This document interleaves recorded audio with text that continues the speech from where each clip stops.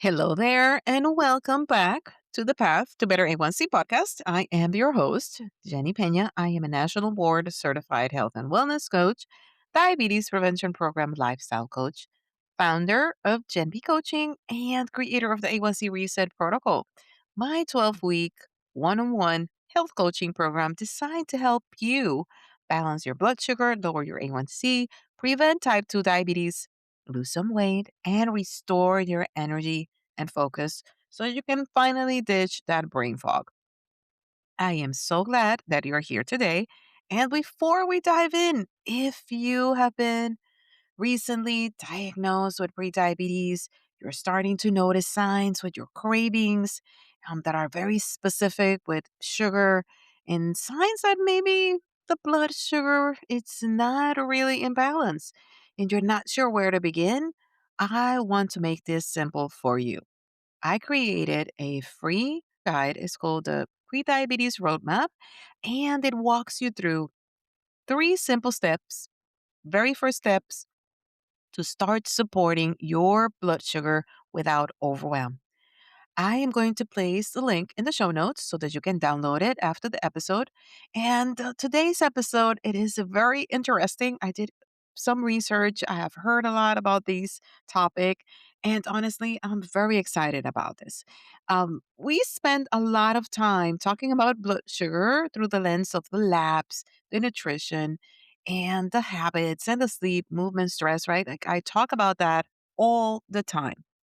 Today, I want to explore how ancient healing systems have been thinking, evaluating, and treating all of this that when you look at the root, it has all to do with blood sugar imbalance for thousands of years.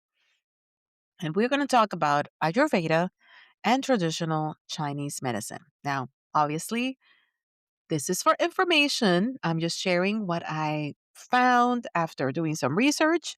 For your information, please talk to your medical doctor. Don't get into anything without having that conversation, please. You know that I always say that. But these frameworks, I'm going to call it frameworks, they explain what may be happening in the body when someone is dealing with prediabetes, type 2 diabetes, energy crashes, cravings, brain fog. And what I love the most is that although the language and the terms are different, when you look into it, many of the lifestyle strategies end up sounding quite familiar. So let's get into it because this is super interesting. Now, when someone is struggling with elevated blood sugar, insulin resistance, fatigue, cravings, weight gain, modern medicine may talk about glucose, metabolism, and insulin sensitivity and A1C, right? That's what I talk about all the time. But these holistic systems often ask different questions. They dig into what is out of balance in the body. And that is the lens that this episode is going to have. Different systems, different words, maybe, but often very similar patterns. And that was so fascinating to find when I was researching. Now, let's talk about first Ayurveda. Let's start with that. So, Ayurveda is an ancient healing system that originated in India many thousands of years ago. And the word itself means the science of life. So, rather than focusing on the symptoms, Ayurveda looks at the entire person. It looks at the digestion, the energy, the stress, the sleep, the body constitution, the daily rhythms. And one of the foundational concepts in Ayurveda is the idea of three doshas. It's called Vata, Pitta, Kapha. These are three doshas. These are three body constitutions. And each person has a unique balance of these. And when it comes to blood sugar imbalance and prediabetes and type 2 diabetes, Ayurveda often sees this through the lens of the Kapha imbalance. Kapha is associated with heaviness, slowness, stagnation, and accumulation. So, if someone is experiencing low energy, sluggish digestion, weight gain, sweet cravings, feeling heavy after meals, brain fog, or low motivation, Ayurveda may interpret this as excess kapha and that it probably is combined with weakened Agni, which is the digestive fire. So there's a lot that has to do with that digestive fire. And in simpler terms, the body's metabolic fire is not functioning optimally. And honestly, if we translate that into modern language, it can overlap a bit. And what we know about insulin resistance and chronic stress and poor sleep and metabolic slowdown, it that was one thing that got me to think. I was like, okay. But now let's talk about the traditional Chinese medicine. Now, keep your ears open because you're going to notice different names and a lot of similarities. Now, traditional Chinese medicine is another ancient healing system. And again, it has been around for many years.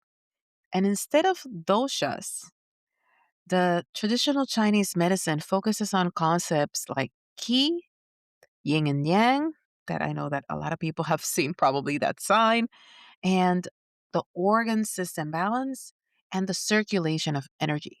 So their approach is different in terms of the terms. But let's continue to dig further. Qi refers to the body's life force and energy.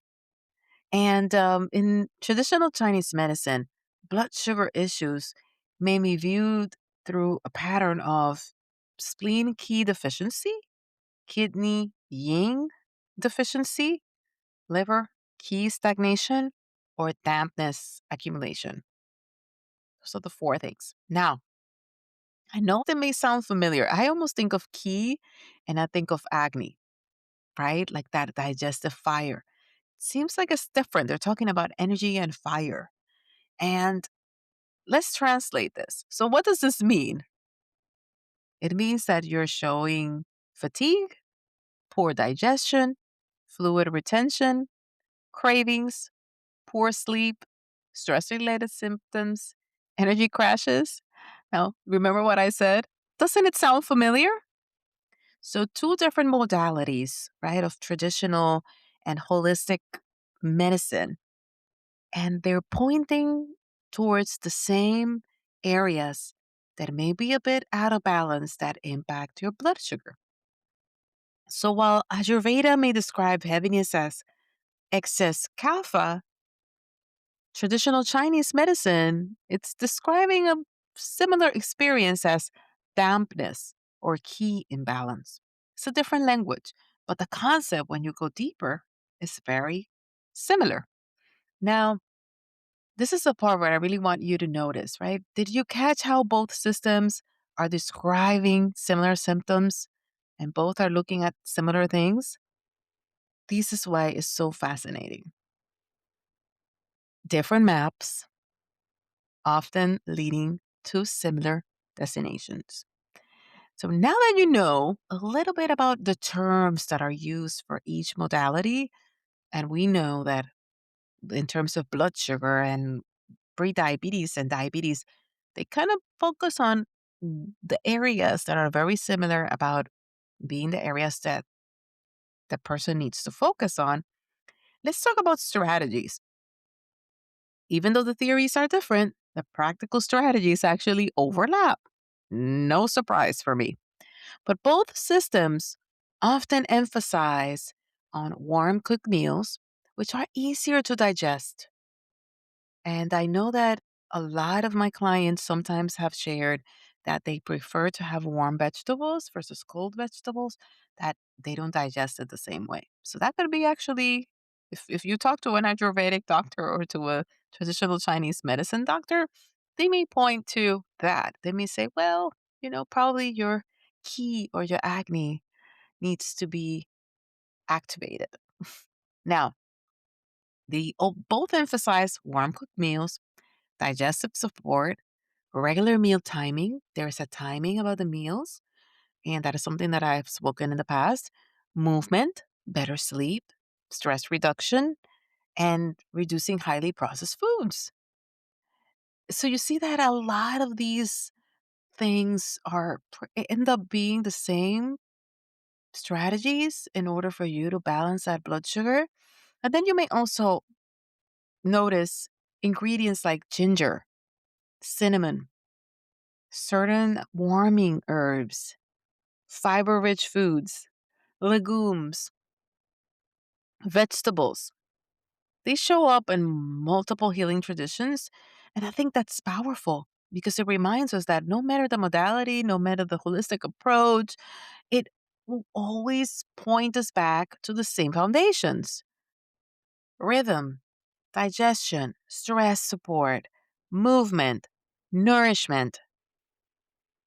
So when you think about all of that, you're like, okay, because we're all looking at it in a different way, but the solution ends up being around the same. And that's what I want you to take away from today.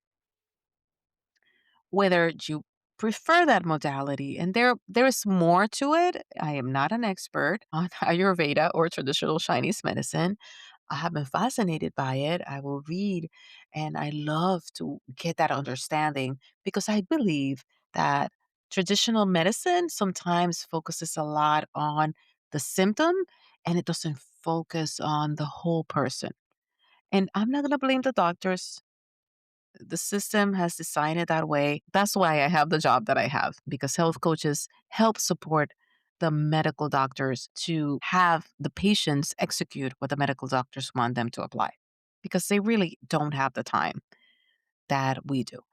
And that is the reality. But I want you to consider this and I want you to think about how you can incorporate maybe warm vegetables. How can you incorporate more water between meals?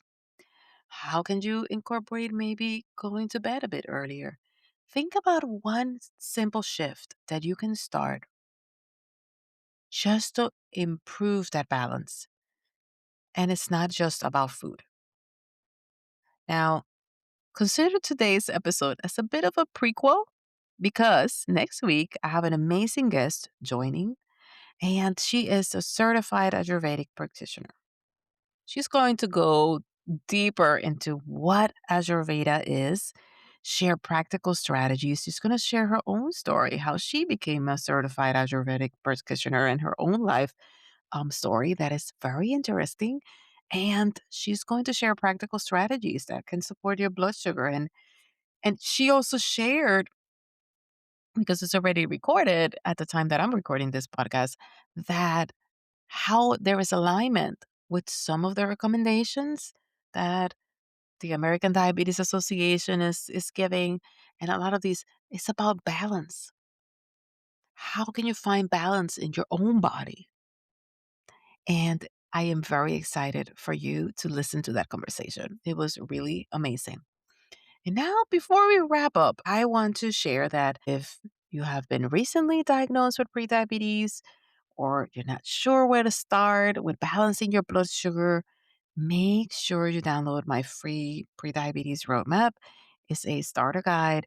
It walks you through 3 simple steps that you can start implementing right away to support your blood sugar, your energy, and your focus. And the link is in the show notes, but you can go to subscribepage.io/starter guide. And thank you so much for being here with me today. And as always, thank you for being part of this journey and allowing me to help you on your journey to better blood sugar balance, lower A1C, better energy, and better health. Until the next week, bye.